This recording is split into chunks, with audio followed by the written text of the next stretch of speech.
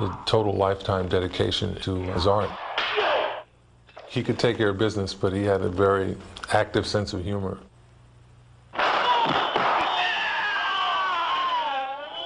He was a braggart in a way, but he never bragged about anything that he wasn't capable of. Everybody just loved him around the set because of his enthusiasm. He kept it pretty interesting. There's nobody I quite remember enjoying being a celebrity as he did. He was the catalyst that set that whole martial arts all in motion. And it's a shame he didn't live to see the impact that he had. He was not just a fighter. Bruce was a philosopher and a teacher. All type of knowledge ultimately means self-knowledge. As an actor, as a martial artist, as a human being, all these I have learned from martial art.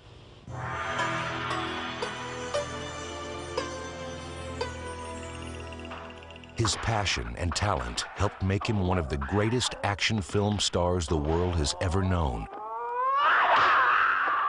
He was also one of the first actors to successfully bridge the culture gap between East and West. But for Bruce Lee, his personal life proved more dramatic and more intense than any movie plot.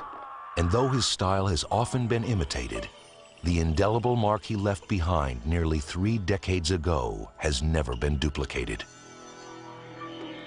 On November 27, 1940, at both the hour and the year of the dragon, the child who would come to be known as Bruce Lee was born in San Francisco, California.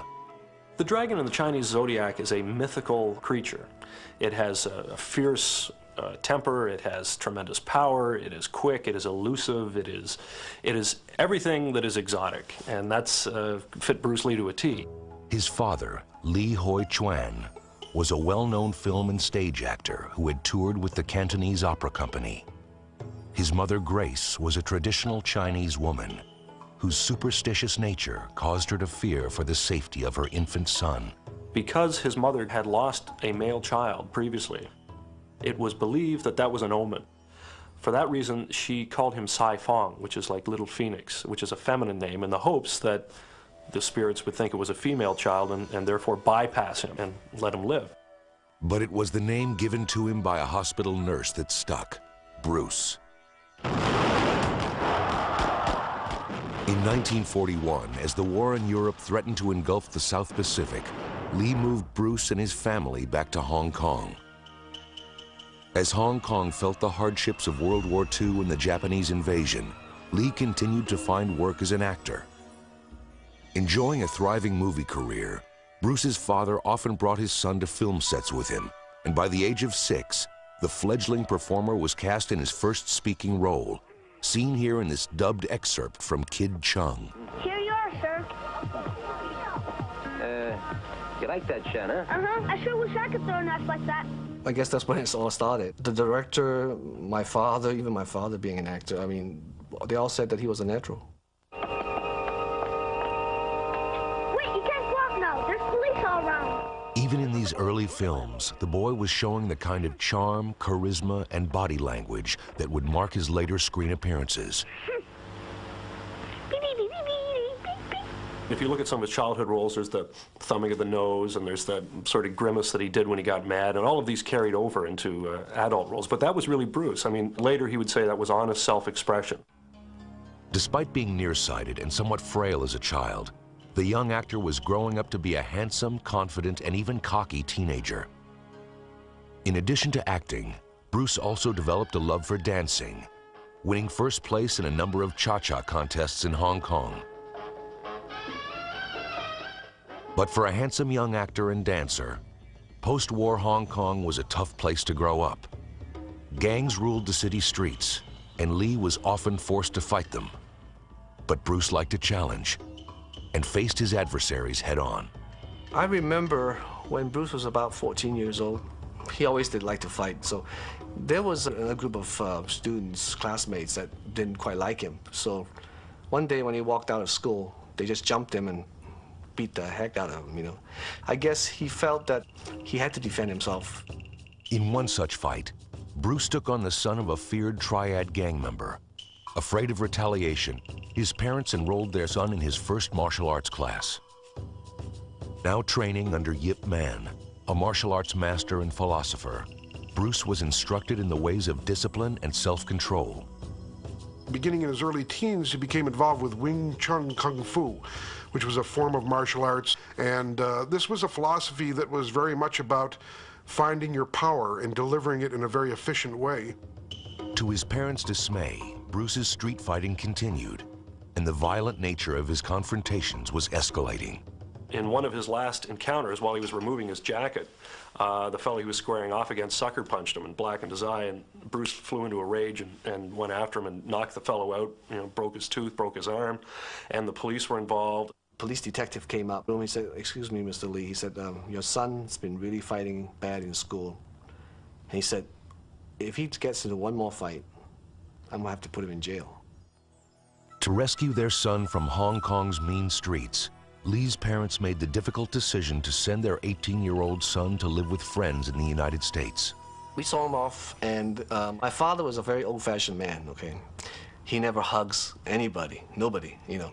My father actually went over and hugged him, and that really took us all by surprise, you know. Now back at the place of his birth, Bruce settled in Seattle and soon found work at a restaurant owned by a family friend named Ruby Chow. But the rebellious young teenager was certain he was destined for more than waiting tables in Chinatown. Enrolling at the University of Washington, he began majoring in philosophy. Now gracefully blending his studies with martial arts, Bruce was developing a campus reputation for being something of a master. Soon, friends and classmates began flocking to him for instruction. When we first started out, he didn't charge anybody. And he never probably would have, but Bruce used to get frustrated, and so we finally said, "Look, Bruce, why don't you start a school and charge us money, and then you can go out on your own." In 1963, while still in college, Bruce opened the Jun Fan Kung Fu Institute. But before long, the instructor's attentions began focusing on one special student, a former cheerleader named Linda Emery. One day we were on the campus of the University of Washington, and he said, "Okay, Linda, now I want you to throw me," and he showed me how to do it. So I threw him over on the grass, and he landed on the grass, and we were kind of laughing, and he said, "Let's go to the Space Needle for dinner." I said, "You mean all of us?" And he said, "No, just you." And I was like, that was our first date, October 25th, 1963. The relationship quickly became serious, but Linda's mother was not happy with her daughter's choice of a boyfriend. Interracial couples were not widely accepted in the 1960s, and Mrs. Emery doubted that the young philosophy student could provide a stable life for her daughter. Determined to prove her wrong, Bruce worked harder than ever to build his budding franchise of martial arts schools. And on August 17, 1964, Bruce and his former student, Linda, were married. That was one time in my life I knew that I was doing the absolutely right thing, that this man was a man of quality and integrity and great love and warmth, and that we were going to be okay. The couple moved to Oakland, California, where Bruce had already opened a second Kung Fu school. There, Bruce continued his practice of teaching any and all willing to learn. He didn't have any barriers of color or anything like that. He said, "If your heart is right," he said, "I'm going to teach you." He was one of the first to teach the true secrets of the martial arts to Americans and to non-Orientals. And there was a very strong feeling among many Asians that this was a corrupt practice. This was an improper thing to do. Within months of opening his new school, Lee was confronted by a hostile group of Asian martial arts masters. And they issued an ultimatum to Bruce Lee saying, "Stop teaching Caucasians or you're going to have to fight our top man." That, of course, was the wrong thing to say to Bruce Lee because he loved a challenge and also wasn't going to be told what to do by anybody. I think the fight lasted 3 minutes. Bruce had subdued him, put him to the floor, and made the man say in Chinese, "I give up, I give up." But winning the fight wasn't enough. Feeling that he should have won in seconds, not minutes, Bruce began developing a strict regimen to revolutionize martial arts. Bruce Lee took a hard and objective look at the art of combat. And he came away with it with some very profound truths, such as it is constantly changing. You cannot expect to fight in a one-dimensional aspect when fighting is multidimensional. Be formless, shapeless, like water. Now you put water into a cup, it becomes the cup. You put water into a bottle, it becomes the bottle. You put it in a teapot, it becomes the teapot. Now water can flow or it can crash. Be water, my friend. Lee also hoped that martial arts would combat racism by bridging the gap between Eastern and Western cultures. And when he was invited to perform at Ed Parker's Karate Championship in Long Beach, California, he astonished the crowd with his famous one-inch punch. He would tighten his fist and just deliver that one-inch shot of impact. But during that short distance in time, he would generate all of his body weight into the point of impact. And he said, "Let me show you something." And he turned to Tom, to my teacher, who was then one of Parker's black belts. And he gave him his little kicking bag. He kicked Tom the length of a swimming pool and into a flower bed. I was impressed, to say the least. But despite his growing reputation in the martial arts field, Bruce Lee was frustrated. Still struggling to make ends meet, his schools were not bringing in enough money, and the future at best seemed uncertain. What he didn't know was that fame was just around the corner. On February 1st, 1965, Bruce and Linda celebrated the birth of their first child, Brandon Bruce Lee. Bruce's greatest joy in his whole life was his children. He wanted to have a boy because it's a very Chinese thing to have a boy to carry on. He had a very, very, keen sense of love for his son, and he used to always brag and say he's the only blonde-haired, blue-eyed Chinaman in the world. But just 1 week after Brandon's birth, tragedy struck when Bruce received word that his father, Lee Hoi Chuan, had died in Hong Kong. After flying home to attend the funeral, Lee returned to America more determined than ever to make his family proud of him. He focused all of his attentions on perfecting a distinctive style of martial arts, eventually called Jeet Kune Do, or the way of the intercepting fist. He told us Jeet Kune Do is a bunch of concepts and philosophies and strategies, and you take out and make it fit into you. It's like a coat. Everyone cannot fit into a size 42 coat. It has to be tailor-made for you. He believed that he could take the best of many different kinds of fighting, a piece here and a piece there, from boxing, wrestling, martial arts, all sorts of different physical activity, and incorporate it into a single philosophy. Ultimately, martial art means honestly expressing yourself. I mean, it is easy for me to put on a show and be cocky, so I can show you some really fancy movement. But to express oneself honestly, not lying to oneself, and to express myself honestly, that, my friend, is very hard to do. While Bruce was busy pouring all of his energy into martial arts, veteran TV producer William Dozier was searching for an Asian actor, one that could star in a new TV series he was developing based on the classic Charlie Chan mysteries.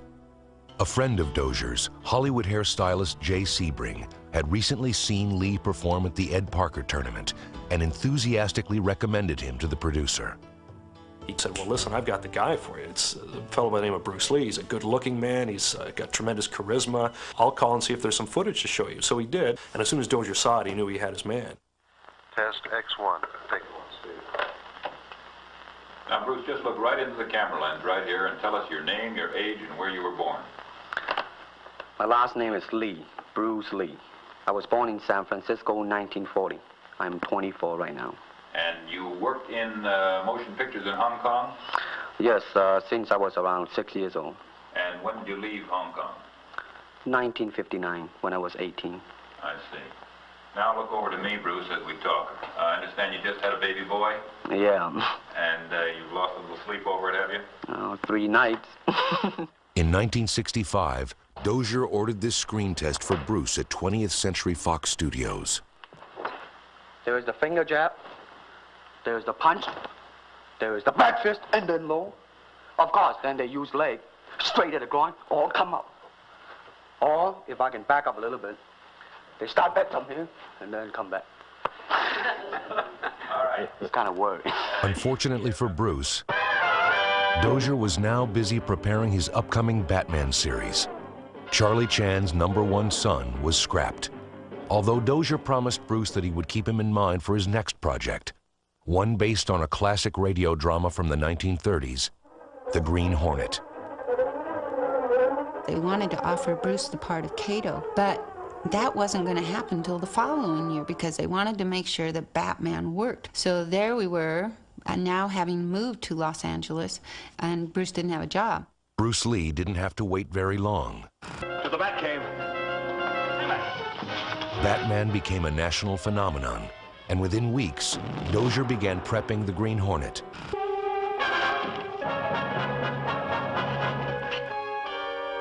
No need for panic, Mr. Smith. After all, we're both on the same side of the law. Just cut us in on your racket. That's all we are after. Racket? It's getting late, boss. If we're going to be partners, Mr. Smith, we mustn't keep secrets from one another.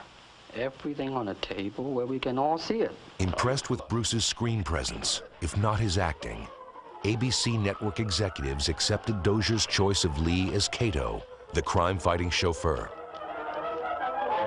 And now, to protect the rights and lives of decent citizens, rides the Green Hornet.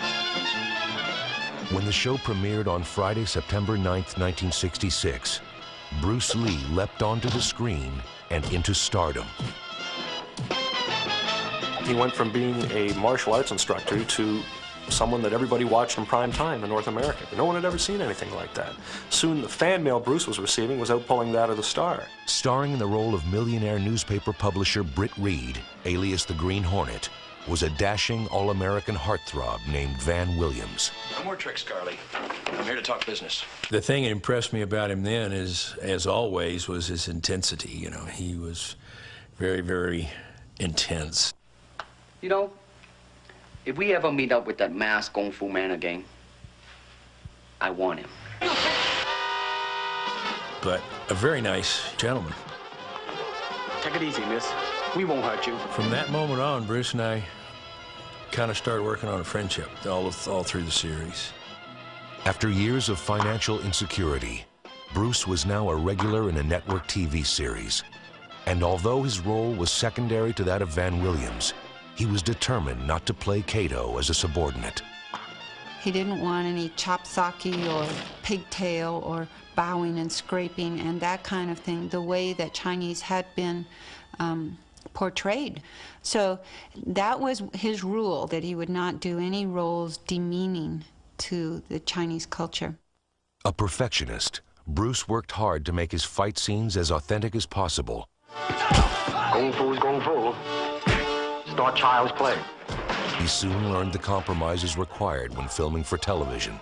We had to slow up his action because we found in the test that he was moving too fast for the speed of the motion picture film. People may not realize he could have been faster than he was.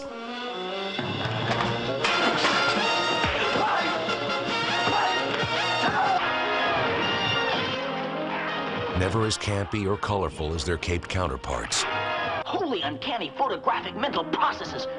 the Green Hornet and Kato failed to catch on with primetime audiences.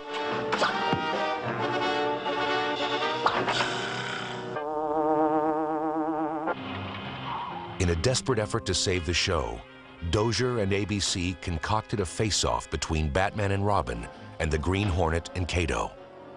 No Batmobile. Good. We can get some work done first, and fast. And the original script was that he gets into a fight with Robin and loses. Holy split seconds, let's go. Well, he just went right through the roof.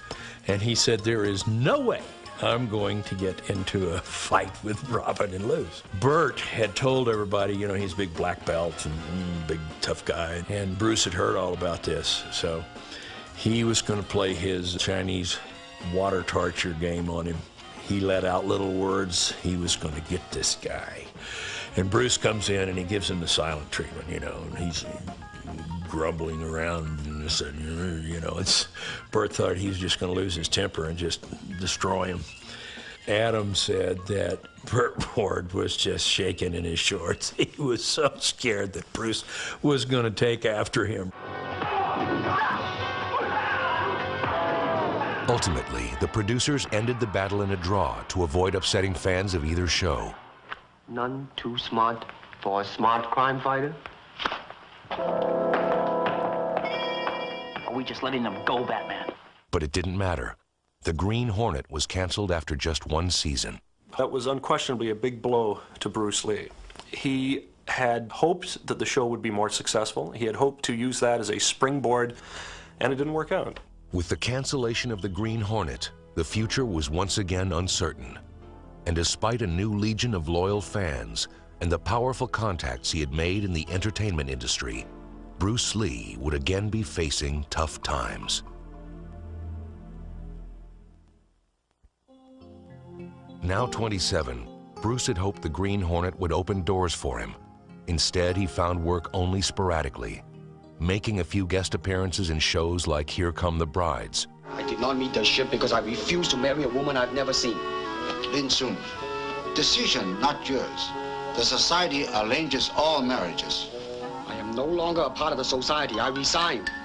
Perhaps you wish to speak to Chief Pei. You could explain your reasonings to him. I will explain nothing to Chief Pei. Now, I am no longer a member of the society. Is that understood? Unable to find work as an actor, he hired himself out as a fight coordinator on films like The Wrecking Crew, starring Dean Martin. Those years were very difficult to break into Hollywood. There became a racial barrier that prevented him from crossing over into the Hollywood establishment. Frustrated and with a family to support, Bruce turned to his friend Green Hornet producer Charles Fitzsimons for advice. And I said, well, wait a minute, Bruce, I have an idea. I said, how about teaching people in their own homes where you don't have to have a studio? And I explained to him all of the middle-aged would-be macho individuals in the motion picture industry and in business. These are your potential clients. Now attracting celebrity students like James Coburn, Steve McQueen, and basketball legend Kareem Abdul-Jabbar, Bruce became the hottest martial arts coach in Hollywood. He was not like most of the other people in the martial arts who had a tendency to be very formal and stiff. He's very down to earth, very American when you're working out, and he always wanted to make the most use of your time together with him. You had to have done your homework and be ready to go. But of all of Bruce's pupils, his favorite was his son, Brandon. Brandon was a mositong, couldn't sit still little kid. And as soon as he could walk, Bruce was having him learn kicks and punches and all that kind of thing. And Brandon had endless amounts of energy, just like his dad. As proud as Bruce was of his son, he was equally proud of his second child, daughter Shannon, born April 19th, 1969. She was as much a girl as Brandon was a boy.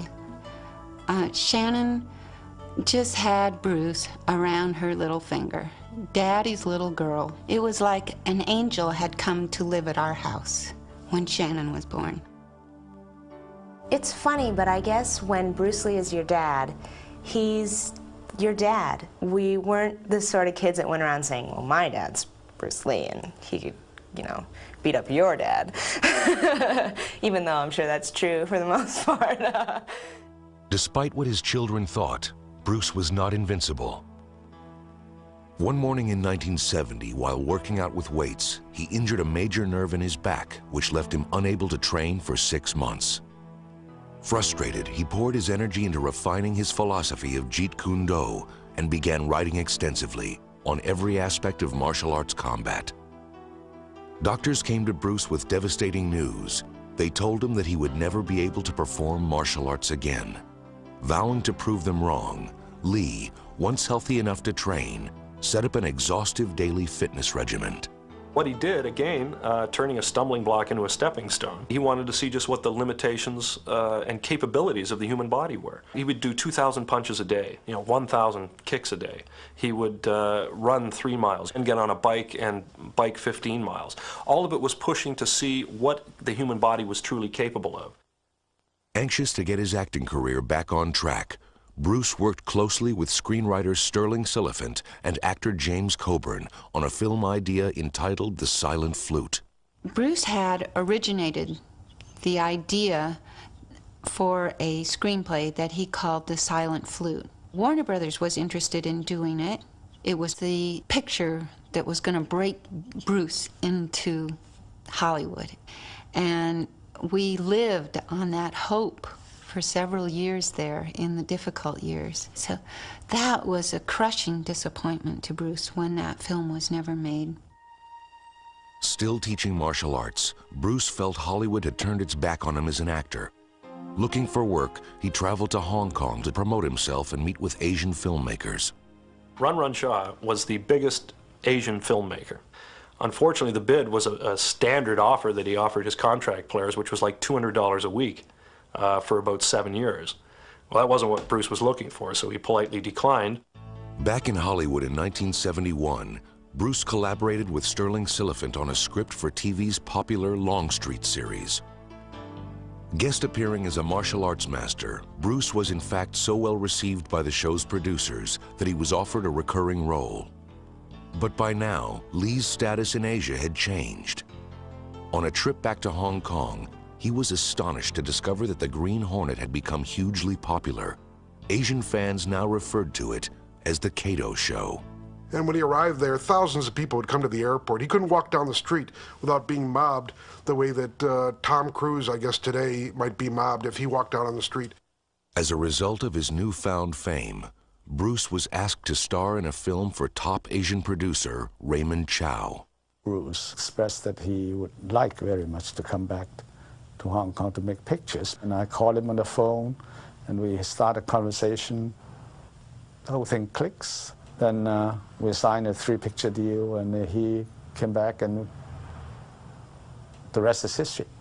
Bruce's first assignment for Raymond Chow was as the star of a modestly budgeted martial arts film entitled The Big Boss. Introducing Bruce Lee. Every limb of his body is a lethal weapon against man. With savage beasts. Hong Kong moviegoers are renowned for being very vocal. And they have even been known to, like, cut the seats with a knife or something if they didn't like the movie. So we're sitting there. The crowd is hushed. And he thinks, for a second, he thinks, oh my God, they hate it. The audience, I said, was sort of dumbfounded at the end of the thing, until everybody broke out into thunderous applause. The Big Boss broke all previous box office records in Asia, and Bruce Lee was on his way to becoming an international star. But instead of taking his newfound celebrity status for granted, he pushed himself even harder. In his next film for Raymond Chow, Fist of Fury, Lee introduced the nunchaku, a weapon never before seen in a martial arts film. Once again, the film broke all box office records. But success has many rivals, and one of them was film producer Run Run Shaw. Hoping to steal Bruce away from Raymond Chow, he tempted the actor with a blank check for his services. Instead, Bruce remained loyal to Raymond Chow. He proposed an equal partnership for a series of films. It was an offer Chow couldn't and didn't refuse. Professionally confident and financially secure, Bruce Lee had conquered Asia, but his real goal had eluded him. Bruce Lee wanted to take on the world. In Hollywood, old habits die hard, and despite international fame as a martial arts superstar, Bruce Lee seemed no match for domestic prejudices. It was very difficult to convince people who could give a green light to a project that an Asian hero would work as a marquee draw. They think that business-wise, it's a risk. And I don't blame them. In the same way, it's like in Hong Kong, if a foreigner come and became a star, if I were the man with the money, I probably would have my own worry of whether or not the acceptance would be there. But that's all right, because if you honestly express yourself, it doesn't matter. Bruce Lee, before he left for Hong Kong, was working with Warner Brothers, with Fred Weintraub, in developing a concept for a television show set in the Old West, and it was going to be called The Warrior at that point. It was later changed to Kung Fu. They never apparently considered him at all for the lead because, in their words, he was too Chinese looking. And what happened was they ended up giving the role to a Caucasian actor, David Carradine, who they tried to make up to look half Chinese. Bitter at what he considered Hollywood's racism, Bruce now turned all of his attentions to his partnership with Raymond Chow. Having developed a keen interest in filmmaking while starring in The Green Hornet, Lee now oversaw all aspects of his new film, Way of the Dragon. It's Lee, unleashed.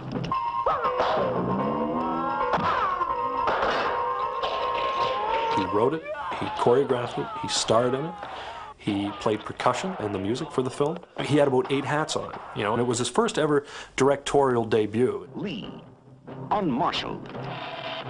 Bruce was given the creative control he desired and made sure that his performance and the film would live up to his audience's growing expectations.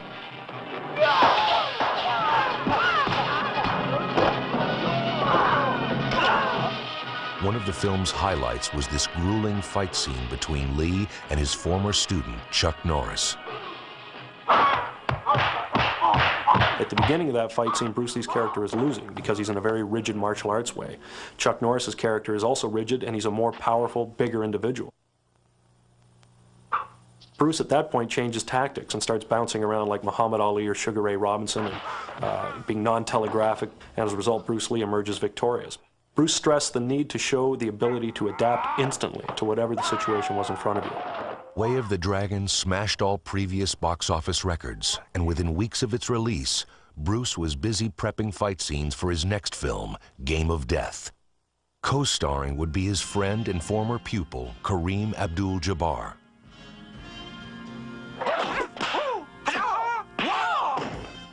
I was flabbergasted, this is something that we had dreamed about, but, we'd never really gotten a green light from anybody. It was a great experience. But before Game of Death was completed, Bruce finally got the call from Hollywood he had waited for all his life. He was offered his first starring role in an American film, Enter the Dragon.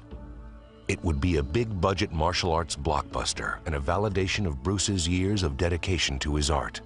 Now, more than ever, Bruce Lee was considered the #1 martial arts practitioner. Questioning whether he was just an actor, or could he really do any of the things that he had been doing. And Bruce walked close to him, and then it was just snap, and he hit him. And the kid had a bloody nose and raised his hands, and that was it. To their eyes, he was like Billy the Kid. People would try and take pokes at him when he was walking down the street. But Bruce would just, use all the savvy that he developed and just play with these guys, and in fact would make a move on them and then correct their forms. Though Bruce was physically fit and at the top of his game, something was seriously wrong.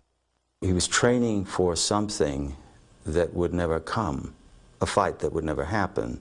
Bruce seemed to be on a 7-day-a-week schedule. He was just working hard, and he knew it. But with the success of Enter the Dragon, he would have achieved that place where he could pick and choose a little bit, take his time to find the right properties and develop them.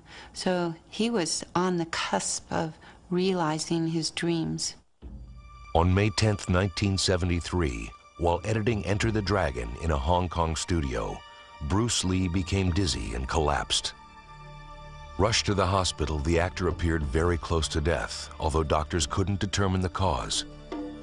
Undergoing a battery of tests, he recovered sufficiently to return to work, and after completing Enter the Dragon, resumed work on the unfinished Game of Death. He was working with a Chinese actress who he thought might be involved in the film as well. So he was at her house, and he complained that he had a headache. And she gave him a prescription tablet that she had called Equagesic. And he went into another room and lay down. But when she couldn't wake him a few hours later, actress Betty Ting Pei called Raymond Chow.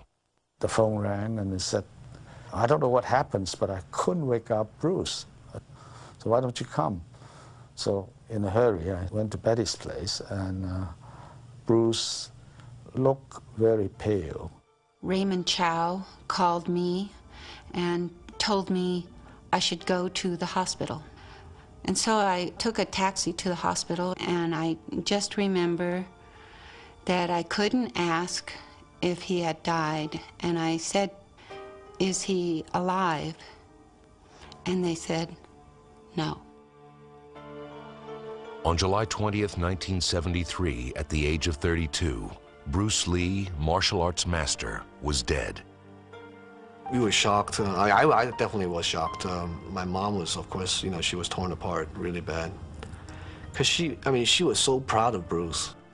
And here was a man in the peak of health, and one day he just expired. No car accident, no external source, no great illness.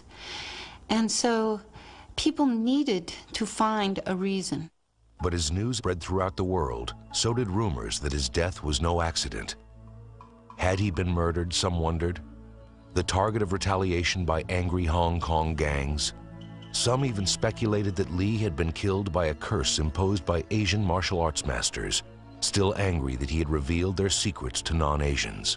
As far as rumors of a curse or rumors of this and that, there's just no bearing. I mean, I suppose when someone passes away, you can say whatever you want. You know, you could say he was done in by gremlins, but there's equal evidence for gremlins as there is for a curse. An autopsy revealed the cause of Lee's death to be cerebral edema, or swelling of the brain, an allergic reaction to the pill he had taken to alleviate his headache. The scientific medical evidence was extremely clear. So you may call it a freak accident, but absolutely nothing else. Within days, more than 20,000 mourners crowded the streets of Hong Kong to pay their respects to the fallen superstar.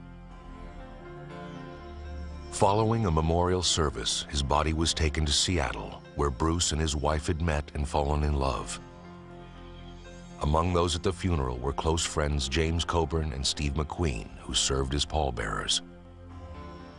At the age of only 32, Bruce Lee had left behind a wife, 2 children, and an unrivaled legacy in the world of entertainment and martial arts.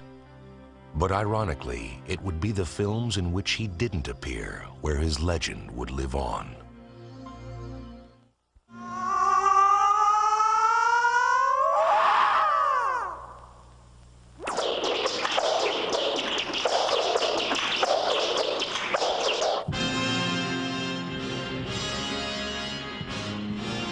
In a desperate effort to salvage Bruce Lee's last film, the producers hired a lookalike actor and resorted to obvious and at times laughable camera tricks. Cut! Okay, that's a print. That was great, Billy. Okay, everybody, get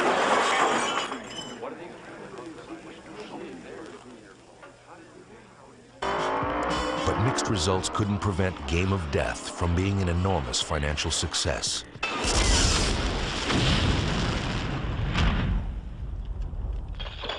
On the strength of 5 films, Bruce Lee had forever redefined the action movie genre and opened the doors for martial arts superstars like Jackie Chan, Chuck Norris, Steven Seagal, and Jean-Claude Van Damme.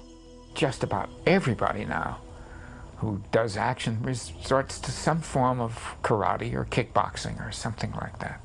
But of all the actors who dared fill the fallen star's footprints, the one with the greatest chance seemed to be Bruce's only son, Brandon. A weird question to me when people ask me about, following in my father's footsteps.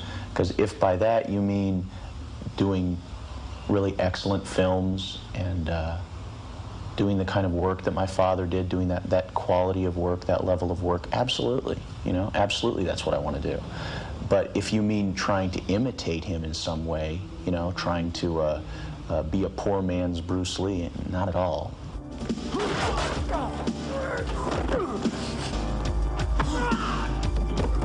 I started learning martial arts with my dad right about the time I could walk, and we moved from Hong Kong to Los Angeles a lot when I was growing up as we were following my father's career around.